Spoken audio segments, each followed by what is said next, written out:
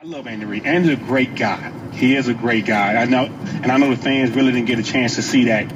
But, you know, there were some guys that loved him. There was guys that didn't like him because they felt like he wasn't honest, you know, when it came to contractual situations, you know, and everyone had their own opinion about him. You know, I thought he's a great coach, but I do believe if it came down to both teams were even, talent-wise, I think the opponent's team would win if it came down to coaching.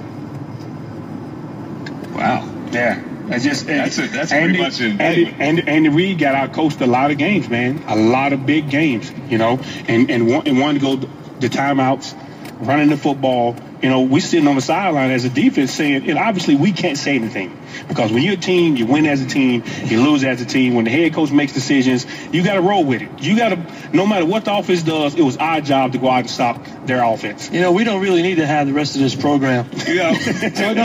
Hold on, time out, Coach. We don't need that. What he just said supersedes everything that was said in the last hour and will be said for the last 5 hours on this radio station.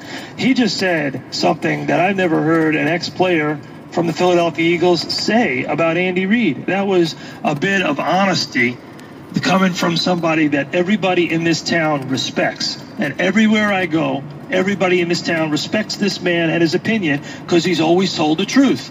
And here we have him sitting here telling us a bit of truth that we may be thinking or may have said, but he lived through.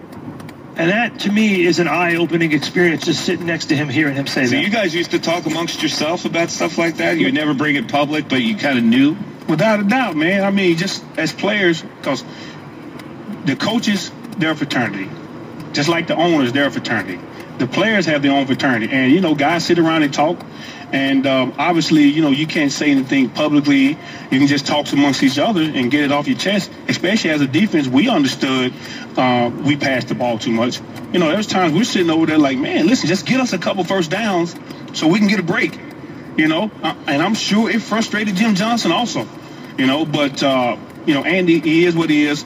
You know, he took an offense that was terrible and made it to one of the top offenses in the league. So he did a lot of great things.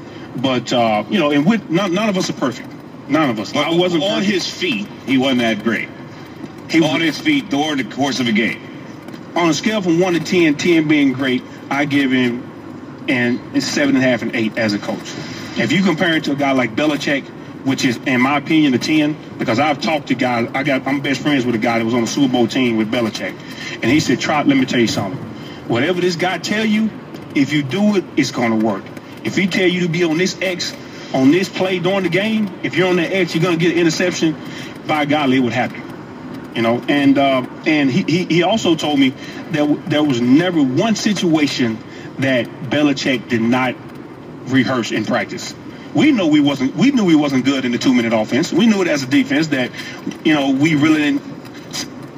If it came down to 2 minutes and we had to score, we was up the creek. Now I know why they took the Sal Powell football hour off the air and put the Jeremiah Trotter show on the air. That's why I got replaced. You know, and here's the great thing about what Trotter just said about Belichick, because you couldn't get one guy on that team to say they really liked Belichick, and yet they play for him and they're perfection. On the other hand, everybody loves Andy Reid, but they weren't playing for him, especially not this year.